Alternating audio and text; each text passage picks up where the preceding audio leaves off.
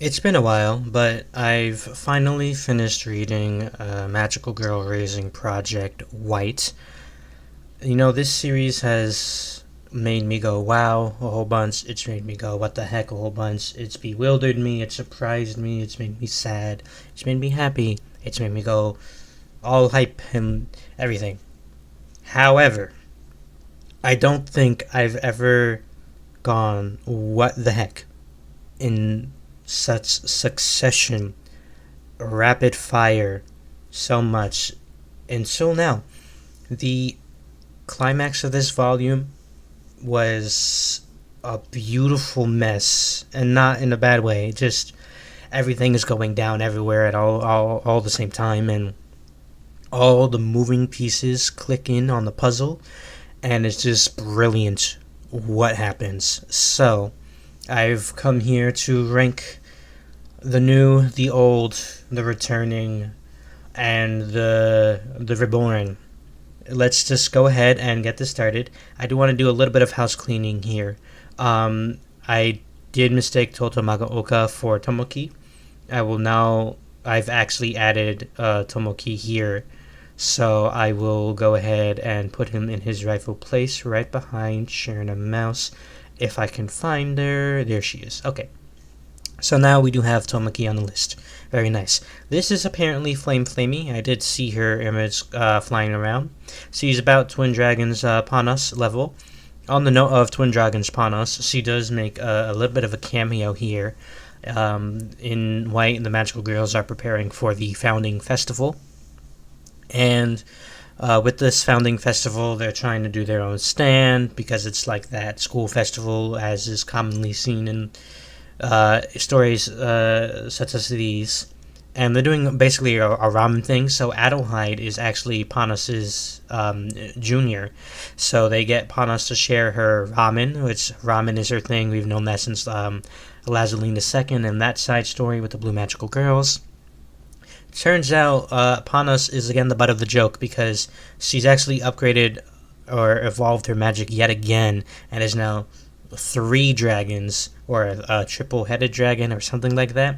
So she's trying to change her brand name and her magical girl name, the brand being for the ramen, to Super Dragons Panos. But with the Archie Cram School kind of now disbanded, with Archie and Pam being passed, they're not really giving her the prestige that she kind of wants or deserves. So she's stuck as Twin Dragons despite having three, and I think that's very funny. Yeah, just I love seeing minor magical girls, and Osari Endo actually mentions minor magical girls in the epilogue and how they too also enjoy just viewing and thinking about their own stories and personalities and philosophies. Everyone has a story, even if they are minor. We did see Oro and Negino in Magical Tea Time, which is that magical cafe that Kafuria frequented. We did not see Kokuri, though, but we did see those two, and I like Negino a whole bunch, even though she's completely irrelevant and doesn't even have a design. But, just like Osarium, though, we do appreciate those random throwaway characters. So, nice to have that Negino Oro cameo as well. Now, we can get into just a couple of the new characters before I cycle through the returning characters from Black, and then we'll go to the big, five here that are really important. These two are from F2P, free to play, just like Fanlit Fan here. They apparently have taken over Piffle's position as the heads of the Magical Girl Resources Department, and Rappy Tape right here is serving under them. We also learn that Dark Cutie is likewise still part of that department. Her name is Jube, or Jube. Jube is funnier, so I'm just going to say it like that, just like Piffle is funnier, Jube is funnier. She goes slightly above Fanlit Fan, just because we know the slightest bit about her. Well, one, Happy Tape's afraid of her. Two, she's very sharp in her senses. And three, her taking the position of head of Magical Girl Resources was apparently paved through a path of blood. I'm sure that's explored a little bit in F2P, though in all honesty I could not tell you how that went because I have not read F2P and I don't even think it's completed yet. Uh, she is Puppetta. She's super cute. I love like the ventriloquist puppet idea, and just her design is real simple but effective. We don't really see much of her. We did see a little bit of her in Breakdown, or one other. We see the Breakdown or Black, one of those two. But we see a little bit more of here. She has a rappy tape puppet and uses it to communicate with her. Her magic is presumably using puppet versions of magical girls to speak with them and learn what they know. I think that's pretty neat. All the F2P people, with the exception of Stella Lulu, are all kind of in the same place because we see them very little. I do think they're very intriguing, though. Again, Stella Lulu especially. So we'll see. Also, I just realized I put Flame Flamey and Twin Dragons over Classical Lillian. No, Classical Lillian got a little bit more this volume, but she is still going to stay here at B. And I'll just use that as a way to segue into the craziness of what happened with the Elite Squad. So the Elite Squad, they're serving under Frederica, right? Frederica notices early on in this book that her subordinates are being replaced with homunculi. The same homunculi that are really advanced that we saw at the end of Black. Those like shadow magical girls that are imitating real ones and are real dangerous. With Pukin, Grimheart, Bella Lace, all of those scary ones. So the first one was not Classical Lillian. She was the second. But since we're already talking about her, we'll go ahead and talk about her. We got a little bit more of her mindset in the final battle within the courtyard. Even though that was her homunculi self, it is still her thoughts and feelings. And we learn that she is, in fact, much more confident in her magical girl form.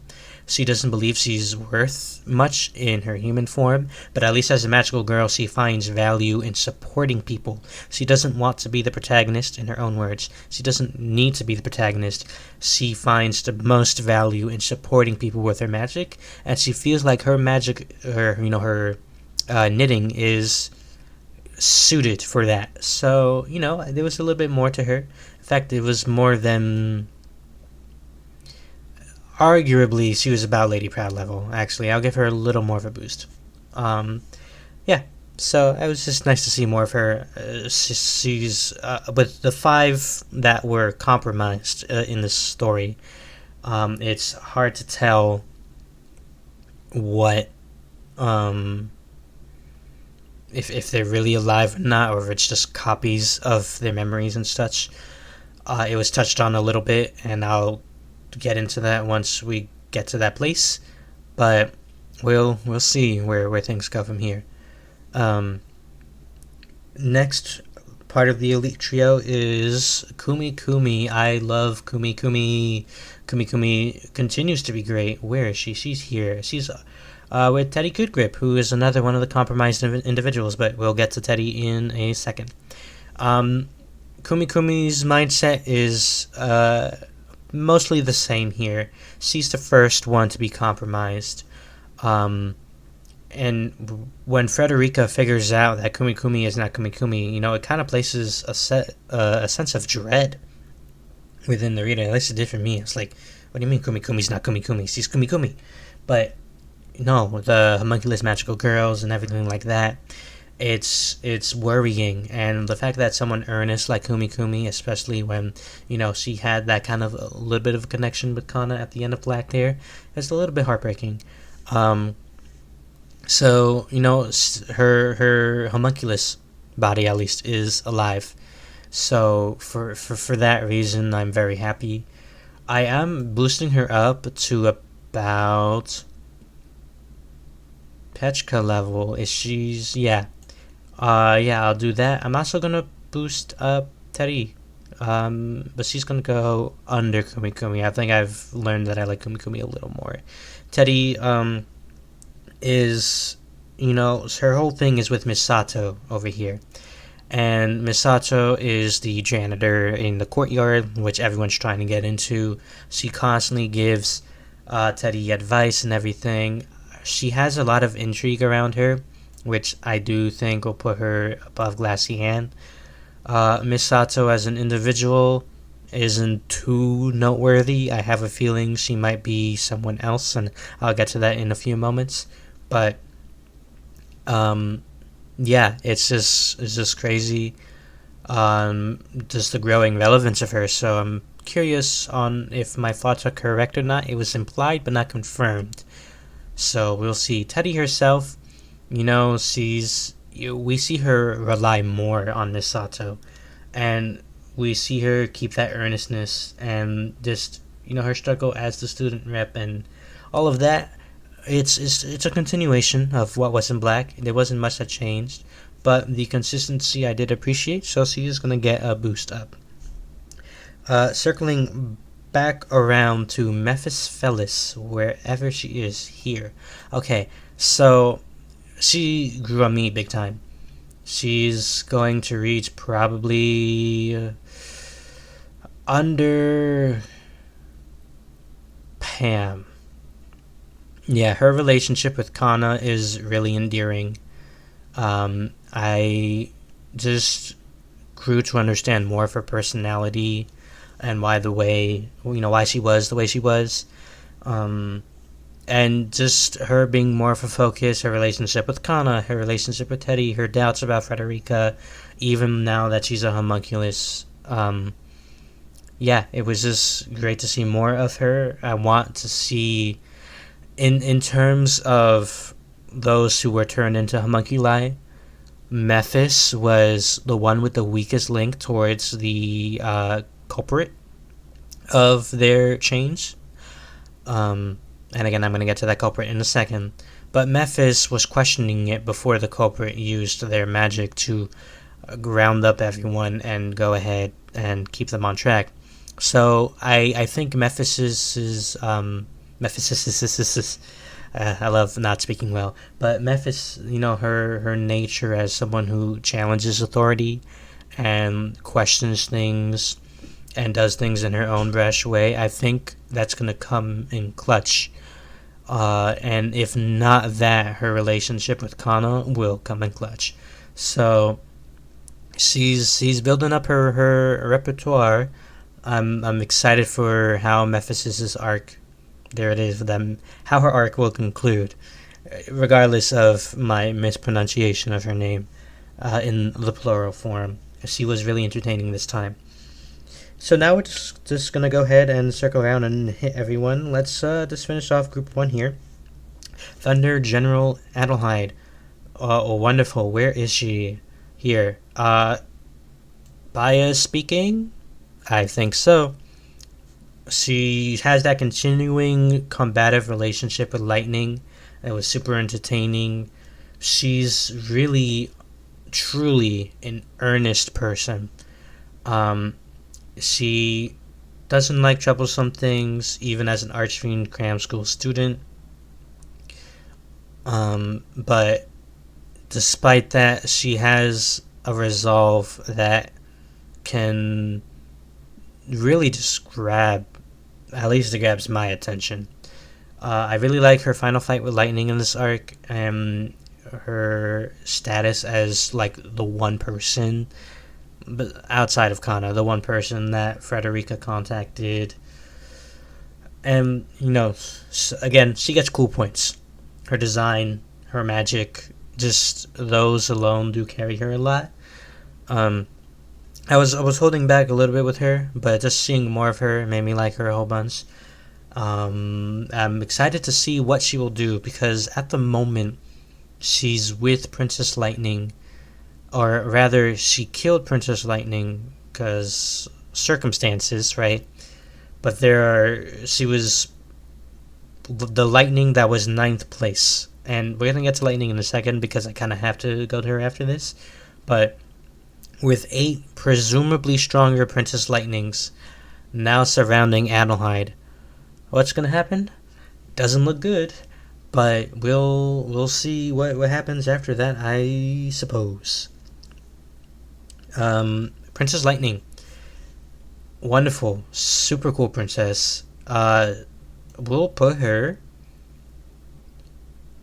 a little bit under. I mean, Bluebell has a lot to her. Actually, we'll put her Kumukumi level. Actually, I think I enjoyed her circumstances a little more than Teddy. We find out through someone. I forget who. It was one of the department representatives from somewhere. We find out that her existence was just purely manufactured by a mage. She was made to be pretty in human form and in magical girl form, and graceful and elegant and just perfect with that wonderful smile. She was made to be that mage's pet. And because of that, we can kind of see why Lightning carries her oddities with her. There's a brashness, there's a directness, and there's also a desire to experience new things. And she had apparently lost some of her memories, probably due to Bluebell candy, going by the candy she ate when she was dying. I guess she was under orders to not eat it from Old Blue, but I don't know. There's so much more to learn about Lightning, and I hope that we learn it through her other selves. The Lightning we do know is 99% dead. I don't think she's coming back from that. Bleeding on the ground, crushed chest, and Adelheid did a number on her with that rocket sword out of her sheath, but Lightning is simultaneously really fun and entertaining as a character with her headstrong nature, but when we learn about that tragic side to her of her existence, it's really unfortunate. So I'm hoping to learn more about her existence in Red. She was really entertaining this time around. We're gonna save Kana for later. So that's one of the groups. I don't even think that was group 1. Was it group 2? Who knows? The groups aren't numbered on the character page in this volume, so I can't really give proper directions here. But we'll slip around to Calcoro. I'll be honest, she didn't change much.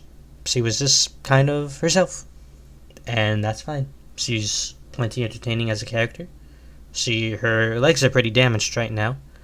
But yeah, pretty great, I suppose. Now we're gonna go into the next group here. Quite the tragic group, actually. We're going to the next, to the rest rather of Lightning's group. Diko Narakunoin. I mispronounced her name last time. I said Narakunoin. It's Noin. It's the Japanese pronunciation. She's the most competent out of the candidates for Lazaline IV, right? You think of Love Lulu, you think of Lightning, Rani, and Diko, right? Those are the candidates. Diko is the de facto leader of the infiltration of the Umemizaki, the middle school and the courtyard and everything. However, she gets compromised. She's the 5 out of 5 of the people who get compromised. So, to round that up, it's the elite squad, which is Mephis, Kumi Kumi, and Lillian, then Teddy, and then Diko. So, the little bit of her perspective we do get in this book, I really do value. And I did say last time that I really wanted to see more of her perspective. Her perspective's a bit harsh towards Lightning and Rani, but not out of, any resentment towards them. It's just out of being real. She's a realist, She has to accept her position as the de facto leader and manage the emotions of the group because she is the closest to what Lazaline I wants. I did really like, more of her perspective. So we're just gonna bump her up to about, let's see, Vianetta, those two. It's always hard because there's so many characters that have that emotional weight. I think Rihanna struck me a little more, so I'll move Tico up there. Um, but yeah, I did like seeing more of that. Rani is such a tragic tale. She died at the end of the book. We learn that Deco knew this, and Old Blue, Lazaline the First, knew this. She was mentally could not handle her position. She was jealous, shy, just thought of what other people thought of her. Lazaline the First, Old Blue, purposely placed Rani at Umemazaki Middle School because she was a weaker candidate and she had a convenient ability. And knowing that Rani would use her ability to jump through any doors and go anywhere like a portal, to bring herself to Old Blue was just, that's a cruel reality. Like, you can sense some remorse in Old Blue, somewhat with like Lazaline the Second, and how that was with her, right? But it's just crazy how Rani was, her entire existence was everyone looking down on her and her being a pawn within Lazaline's schemes. So she died a pitiful death, she died a sad death, but she died believing truly that Lazaline did appreciate her. Lazaline the First did appreciate her for who she was and that she did a good job. And it's just kind of like a weird mix of emotions I got from her, like that scene at the end. Because it reminds me of the side story where Old Blue had Bluebell, Lazaline the Third, erase that one girl's memories who remembered Blue Comet, Lazaline the Second. And it's kind of like that, where there's some sort of remorse and feeling, right, that Lazaline had, but she's just also not afraid to use her subordinates as pawns. It's maybe true cruelty and fake kindness, but that struck a chord with me, honestly, more than Deco. It kind of reminds me of Naviru and Clarissa, right? And on the same level with that, my heart went twang. So I think I will put her about there. Rest in peace, Rani. You really didn't deserve the slander you got. You were trying your best. Alright. Speaking of unfortunate deaths, Shuke Prains, the first to go. I mentioned last time that I was hoping she would be a cutie healer with cutie healer Raven, Sally Raven over here. Looks like that's not meant to be. She got killed by an unnamed magical girl. Unless she's alive, but I highly doubt it. Considering the description of what had happened. But yeah, it's crazy. I've experienced a couple of characters like this in my lifetime. Reading, watching, playing media, where they are foul-mouthed, unagreeable, not a pleasure to be around, and then that little connection that they have with one person makes them nice towards that one person, and they start opening up, and you really think that they're gonna flourish and bloom into something really pretty and nice and good, and then they die or get pushed out of the story before it can actually happen. That's Shuke Prince. I felt robbed when she died, and I hate that feeling. It made me so sad. I was like, no, I needed a little more time with her. She had that little extra something. It just hurt my heart. So because it hurt my heart, she's going above Rain Pao, above Wedden even, because I feel like she's that same level as Kurukuru Hime. Oh my gosh, I had to remember her name for a second. So many magical girls to remember. Kurukuru Hime, I do think she's about that level where I felt like there was something more that could have been done with them, and it hurt my heart. Man, Shuke Prains. Man, you were right there on the cusp, but Sally Evans going right up with her. A little under, just because she's still alive and has chances to grow. But I really did enjoy their growing friendship and their promise to each other to not leave if the other was in danger. So we did see a little bit of Sally Raven's perspective as well. Um, and also she is dead set on getting cutie healer representation in anything she does. It's her biggest quirk. It's quite funny. Actually, in terms of the founding festival, when they were all preparing, we see Shuke Prains' perspective, and it kind of elaborates on what I explored last time, what I thought about her character. She does, in fact, use her foul language and intentional isolation to protect herself because she's a loner and she's a freelancer here, and she doesn't have a connection or a buddy from the same department. And just with how things have worked out for her in her life, she believes that's the way to go about it. To stay in her lane, to keep people away. And Sally was bringing her into the bubble, you know. Man, it hurts my heart. It hurts my heart. Alright. So, again, we're flowing all over the place here. Let's go to Rappy Tape. Rappy Tape's also getting an upgrade. I will say about to the level of...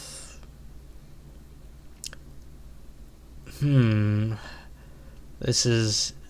You know what? We'll put her with her magical girl resources buddy Michan. Unfortunately, Michan cannot mentor her because Ripple killed her. Dang. But Rappy Tape is still alive. It's through Rappy Tape that we see Jube and Papetta, and we learn that Dark Cutie is her senior.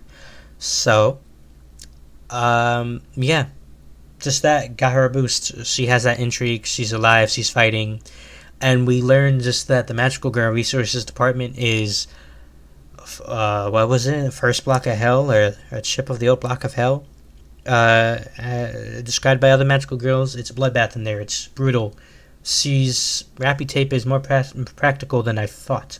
And she makes an alliance with Snow White and Snow White's trump card, which I'll actually get to in a second, to go ahead and just stay alive and work with them under Jube's and Papetta's discretion.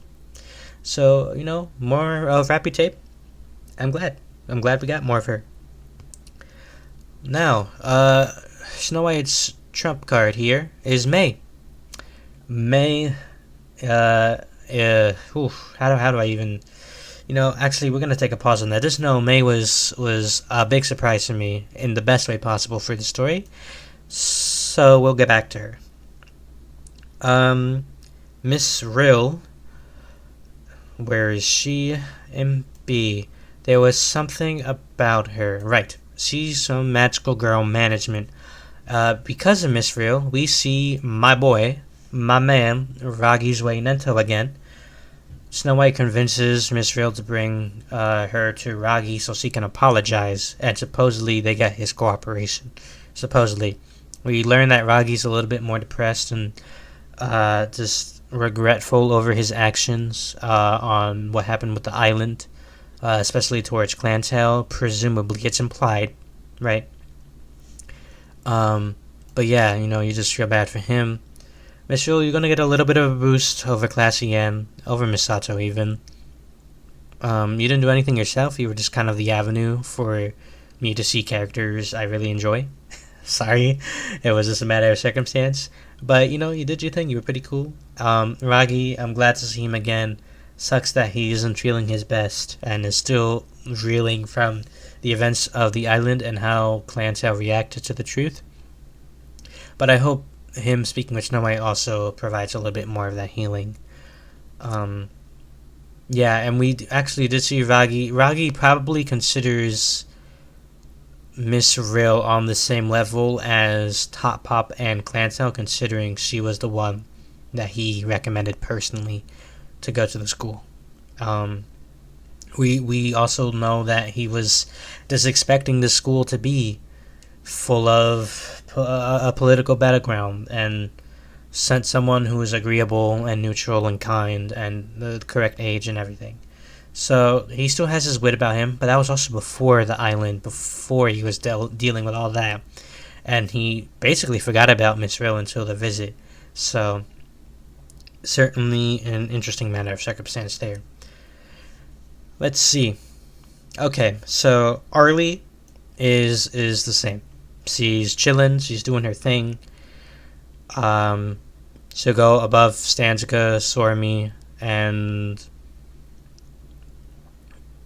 yeah, just because she's had more appearances and she's great and I like her. Dory, on the other hand, is going to go above Arlie because, strangely enough, Dory is quite different than what one would imagine.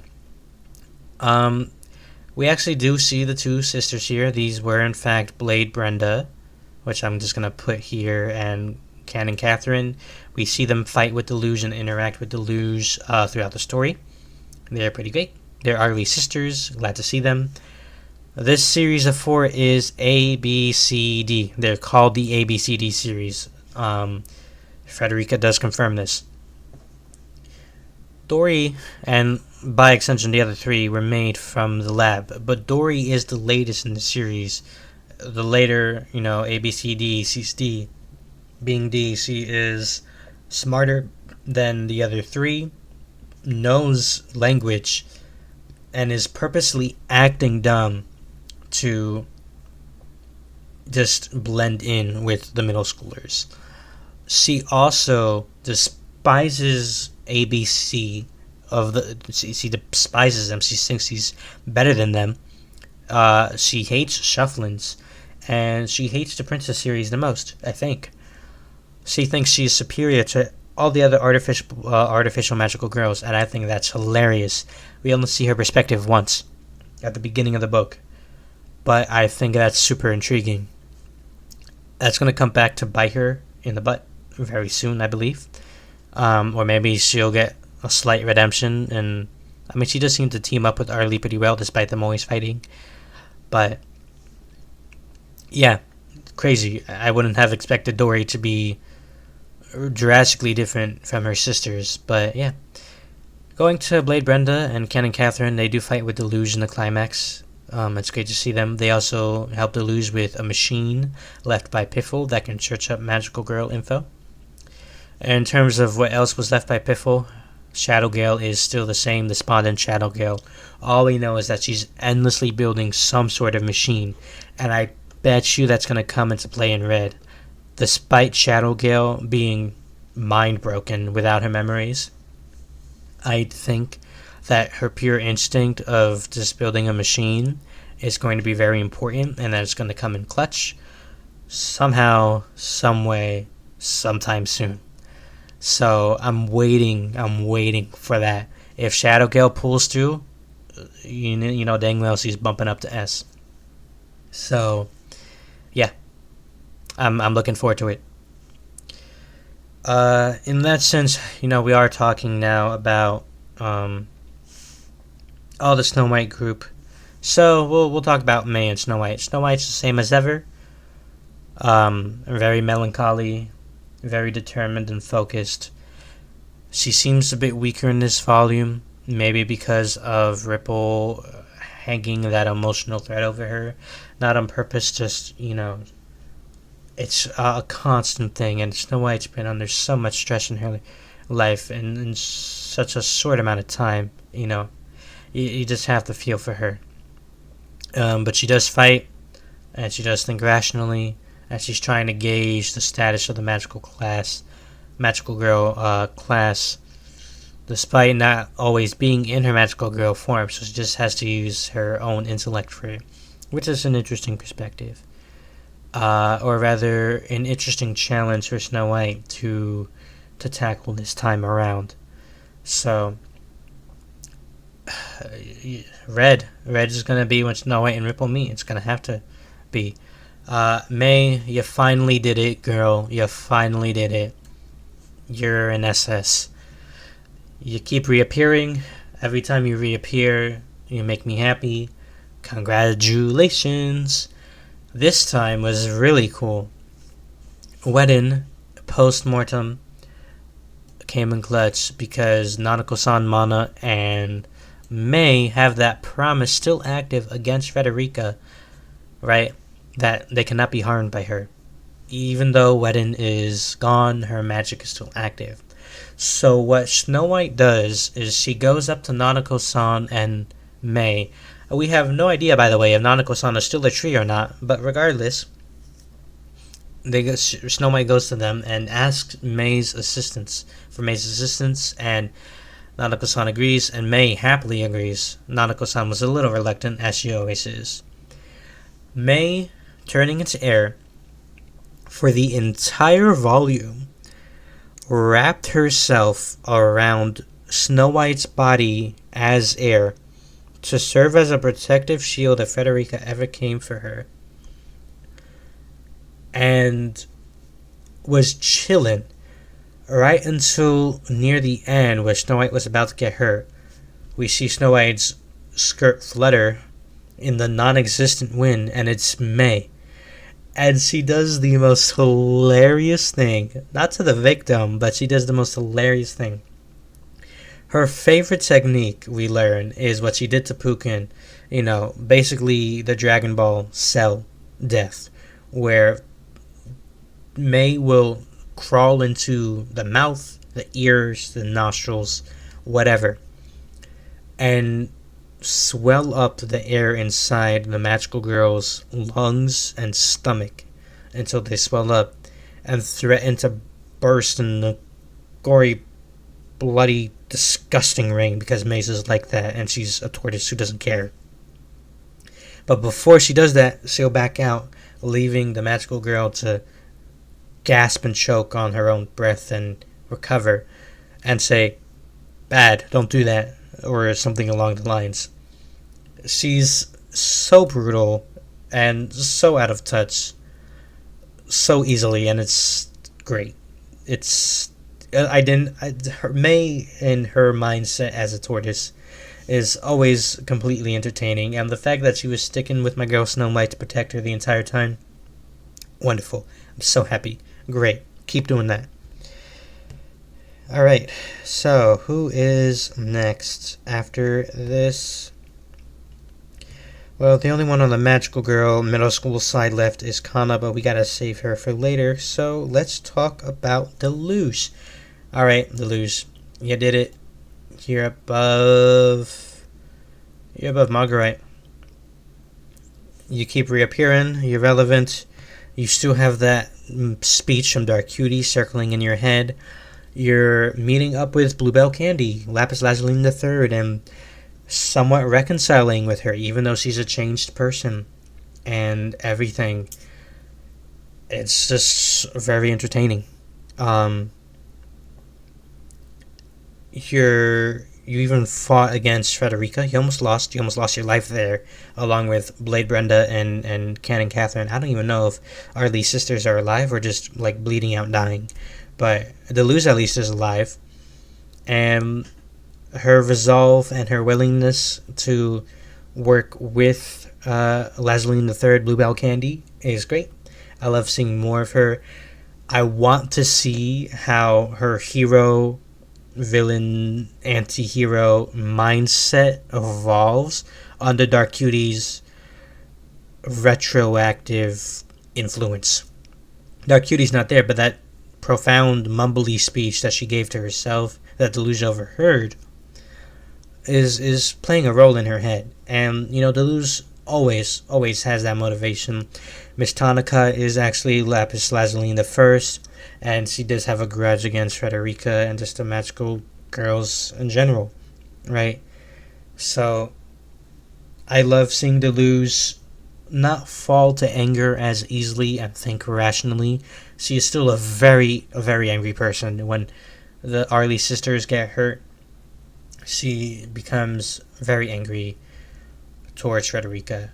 This is understandable. This is the Luz. She's a very angry person. But regardless, seeing more of her and her growth and her desperate fight and struggle to move forward is very entertaining. On that same note, Ripple, you are crazy. What is wrong with you, Ripple? You're above no go now. You are above no go now. I will say. That's because you're crazy. What is wrong with you, girl? So we know after Aces, she killed. Excuse me, she killed Chachiko. Turns out, Lazaline the First, planning everything with this old woman, took in Ripple, had a new character, Love Lulu. We'll get to her in a second. Pair with Ripple to take down mercenary groups that were hired by Frederica. Ripple is all anger, all rage, all throwing herself at the enemy single-handedly, dying almost every time, coming back in wounds, and Lulu has to deal with her nonsense. And, these two hate each other. At first, Lulu doesn't like her recklessness, and Ripple doesn't like her as someone who is surveying her, right? But they eventually reach an understanding through a prolonged, day-long conversation where they just ramble each other, their entire life stories at each other, because they both realize they don't like Lazaline the First at all. And through that one little connection, they spring into an entire day-long conversation. And it's like a verbal conversational battle. And, Ripple doesn't talk much. This is not her forte. But she doesn't want to lose. And I think she ends up winning the conversation, supposedly, in her own eyes. Who knows? But, yeah. Ripple's wild. Ripple's crazy. She went up against, I believe, what was it? Black Knight Guinevere. It's just another one of those throwaway minor magical girls who had, a magical horse and only accepted one-on-one duels, and she won on the verge of death, smashed cheekbone, punctured ribs or something, limping leg. Ripple's crazy. She will throw herself into any situation and not care about how she comes out, and she reaffirms to herself, right, that she does not care if she dies, which, no, do not say that. I care if you die. Snow White cares if he dies. Lulu probably now cares if he dies. And what about the ghost of Top Speed? I'm sure she's cheering you on. You better not do that, Ripple. I know your one-track mind is to destroy Frederica, and any other obstacles, but you need to calm down a bit. You have a lot of bitterness in you, and that's a very key part of your character. Even since day one, clicking your tongue, bitterness with your stepfather and your mother and all of that. But I do hope you can settle down after this is all over, because, girl, you really, really need it. Please. On that sense, Love Lulu is quite the high A from the get-go, I will say. I didn't know how I felt about her at first. She is yet another Lazaline candidate, which makes 4, by the way. Outside of Bluebell, you have Princess Lightning, Rani, Deco, and Love Lulu. Just crazy. She's very much carried by her relationship with Ripple, I do think, but her magic is interesting. She uses gemstones to manipulate the feelings of people. Releases the power hidden in stones. Is the proper clarification of her ability. But that's various things. She can make people feel fear. She can manipulate Frederica into thinking that Ripple's actions are actually Pukin's actions, despite Pukin being dead. Frederica ends up thinking the entire book that Pukin is the one killing her magical girls when it's Ripple. And Frederica does have, valid basis to think that, considering what happened at the end of Black. But still, the fact that Lulu's magic can do that is crazy. She can use her stones to heal as well. Each stone has a different thing. She made a stone when Ripple was fighting Guinevere. Lulu used a stone to, how do I say, what was it that she did? Make herself seem more convincing to some other mercenaries so that she wouldn't have to fight. And also, her design is just really pretty.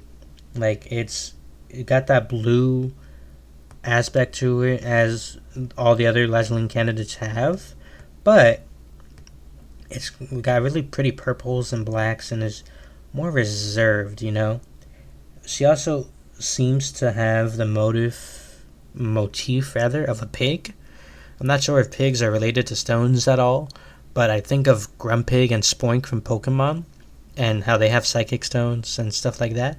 So I'm wondering if it's just like a Japanese or just maybe some other traditional symbolism that's linked to such a thing.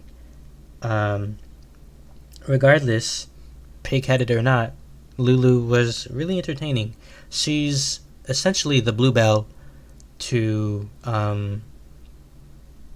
Ripple. If Bluebell is to Deleuze, what Lulu is to Ripple. That worried, kind of exasperated, dealing with someone super reckless and angry, right?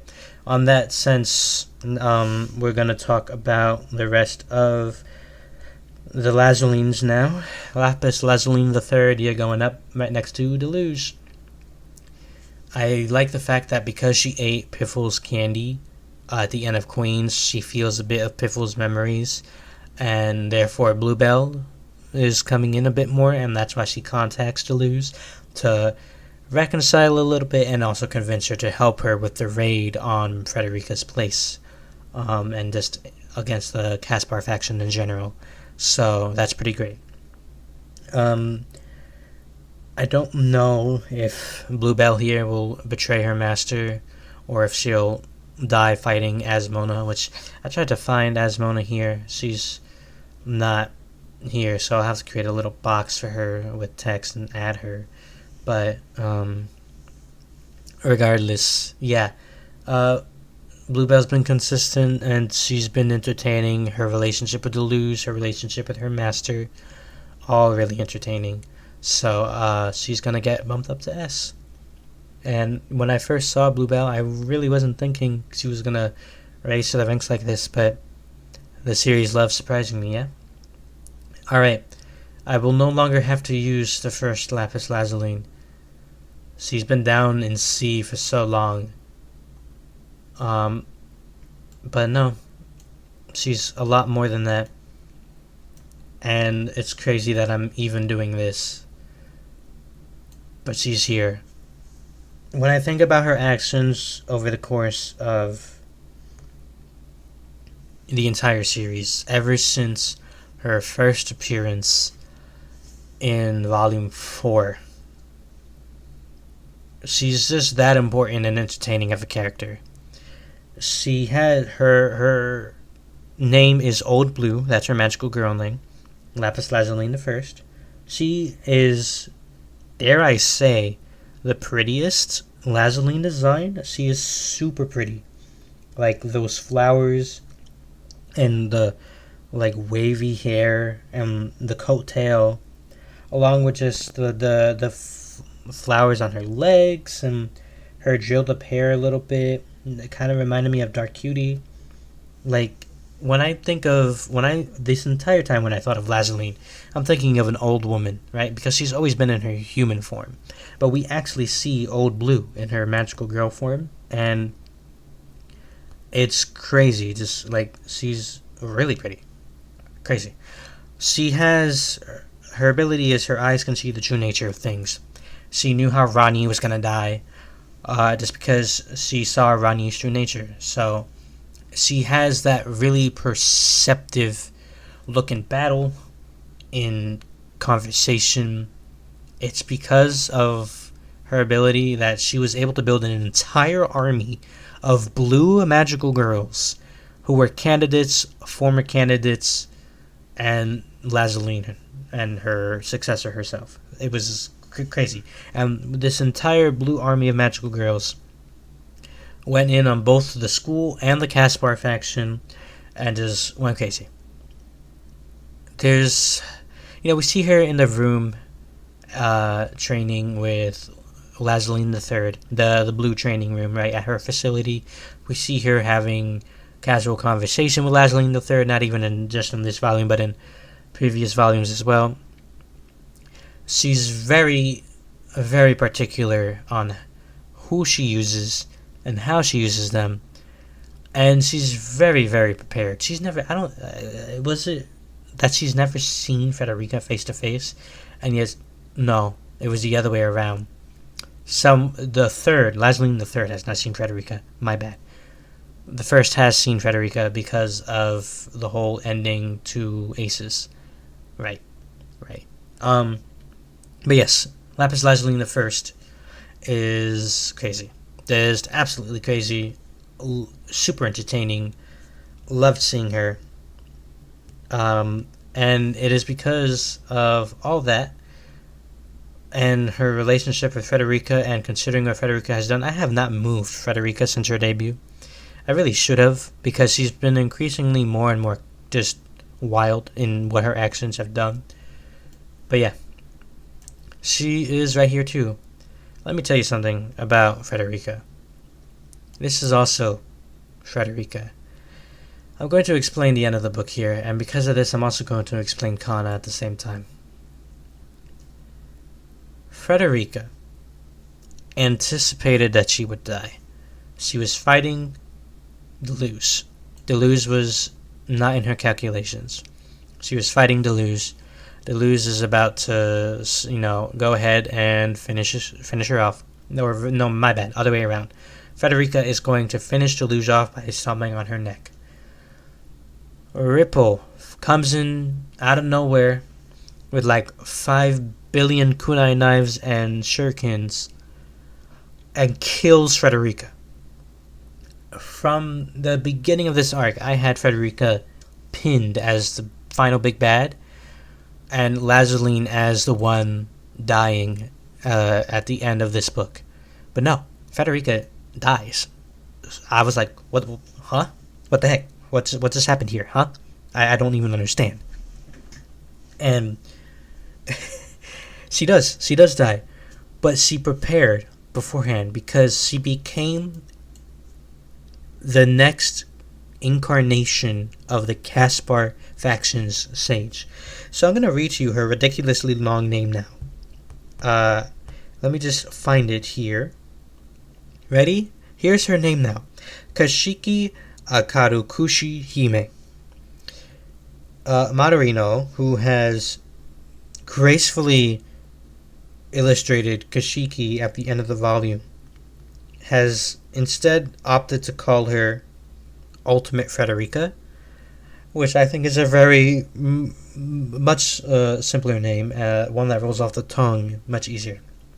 So she becomes Ultimate Frederica. And she's talking about Ultimate Frederica, right? Because she's my bad. Madarino is talking about Ultimate Frederica being the most labor-intensive character to illustrate, and I'm seeing the full art of her when she transforms for the first time. Yeah, that's a crazy design. But we do get a cute Lapis Lazuli when she is complaining about designing Ultimate Frederica. Not complaining, just commenting. And she says, I wanted to draw a magical girl with again, I'm butchering my words here. Madarino says, I wanted to draw a magical girl with a cutesy and sparkly expression, and that's why we have like a super cute Lazaline. I never thought I'd find Lazaline the first cute, but this little bonus illustration at the end does it. Anyway, I'm off track. Point is that Frederica becomes the next incarnation of the sage by doing this. She took the soul of a base, swapped it with her own soul. So her soul was in the base for the Caspar faction's sage. And then the base's sage was in Frederica. Then she used Puken's sword, which she still has unlimited, to slice her old body's skin and making the base believe that she was truly and duly Frederica in her entirety. So she left her fake self to carry out her own plans because she would do those in her own way. And then became the next incarnation. She became Ultimate Frederica. She became Kashiki.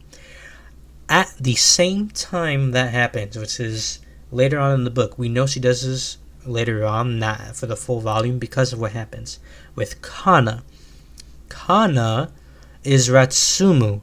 Ratsumu was seen back in Aces or Queens, one of the two, as the incarnation for the Caspar faction.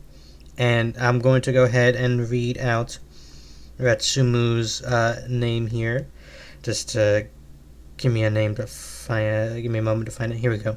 Ratsumu Kana Honome no Kami. I should have seen that coming. Kana is in her name. Ratsumu Kana Honome no Kami.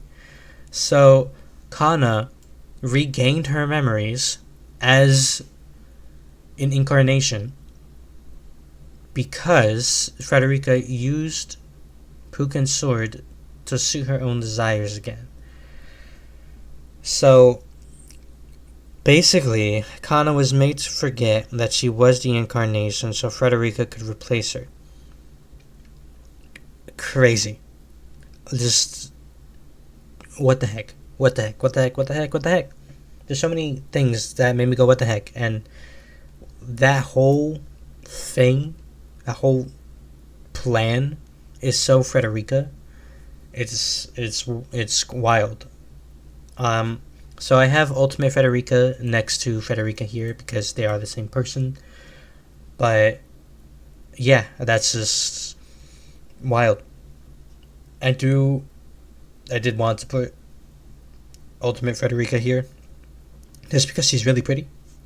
Like, I mean, just like Lazaline, the two biggest bads right now, not bads, just boring factions, have really pretty leaders. So cool beans. Yeah, so Kana is crazy. We learn more about her and her relationship with Mephistopheles. She is quoting delinquent manga left and right and no reason. Just because she does, as an incarnation of the Sage, now we know why. She doesn't know the modern world because she was trapped in prison and everything like that. And also, before that, the book misleads the reader by having Kana remember Puken's sword, but not necessarily the context. So I thought she was just a random magical girl controlled by Puken for like a chapter and a half before Frederica revealed why Puken's sword was related to Kana. Crazy. Just absolutely crazy ending. And let me explain the last part of the crazy ending. I didn't expect this person to be the last person to talk about. Halna Medi Melon. Okay. Alright. Why does she not have art? She is most certainly an important character. She is the culprit behind the compromised magical girls. She has replaced 5 magical girls' souls, put them into homunculi bodies. They are themselves, they still act themselves, but now they all answer to her. Halna is dead set with all of her conviction to truly raise magical girls to be good. She was a private investigator on the cranberry, or rather the aftermath of the cranberry incident, which is unmarked, right?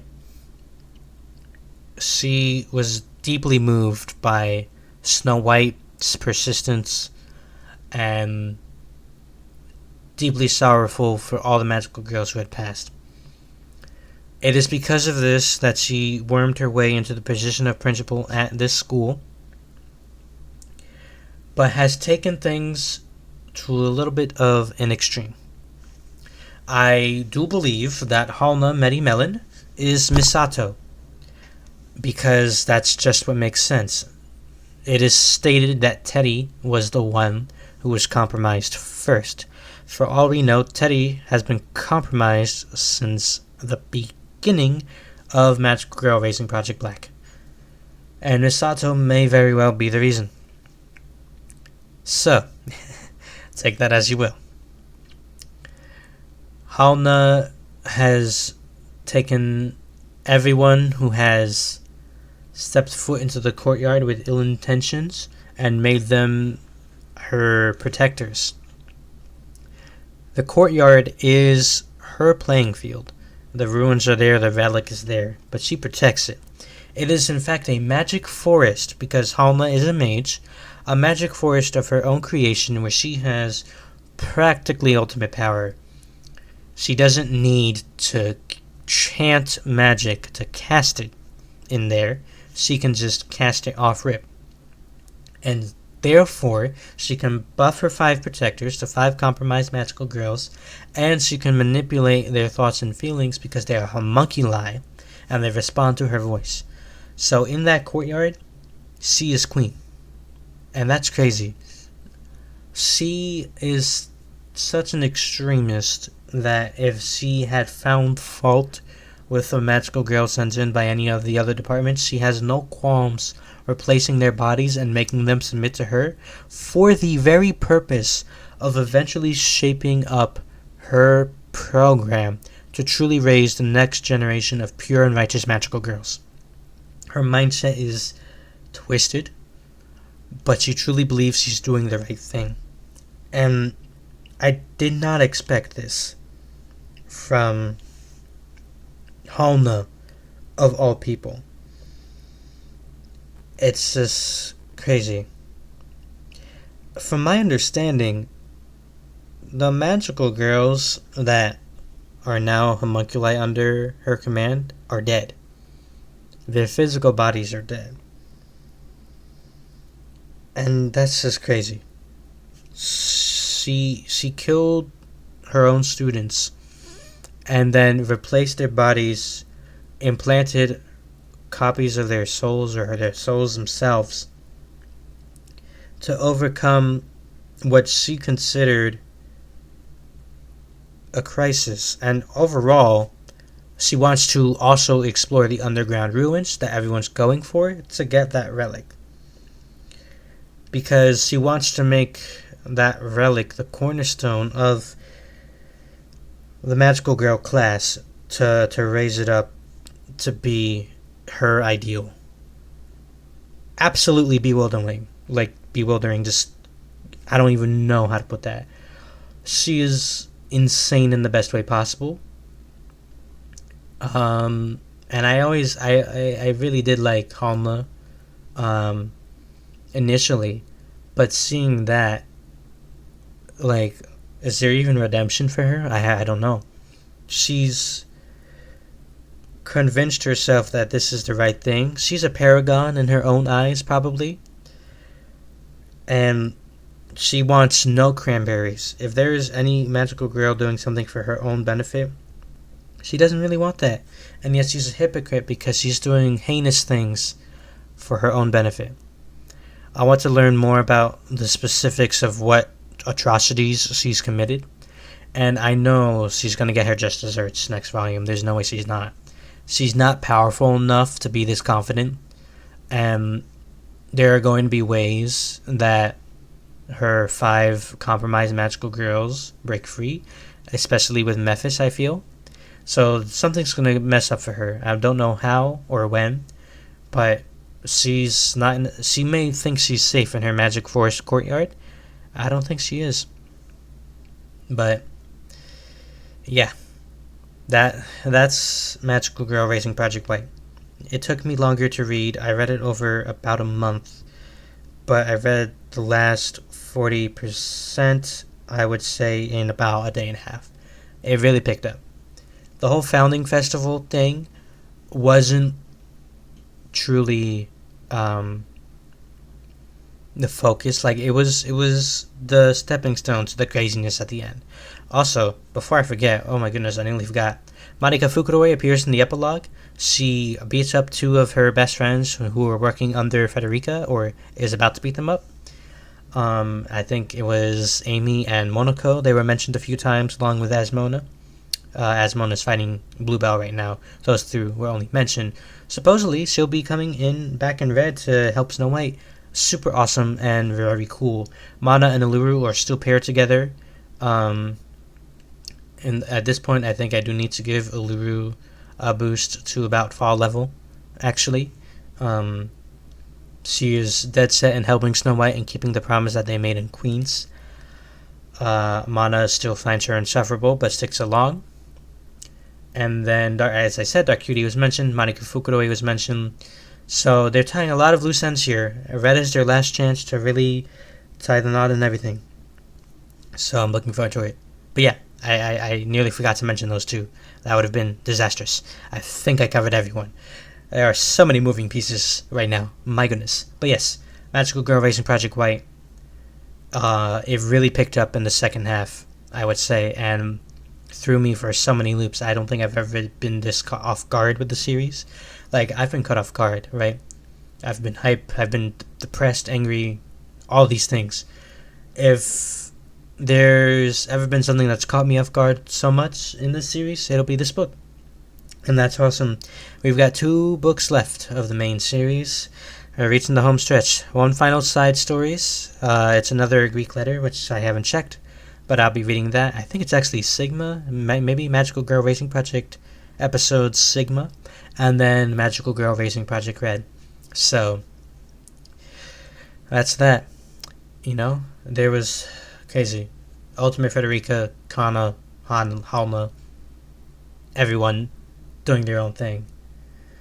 If I have one hope for Red when we do get to it in 2 volumes from now, it's that I just want Snow White and Ripple to hug and just enjoy each other's presence and be happy that they can reconcile and just reunite, because they need at least that one thing, if even just for a second. And if they don't know, sorry Endo, if you don't do it for them, do it for me. Alright? I'm struggling too, man. Wow. We'll push forward. I'm looking forward to what's coming next.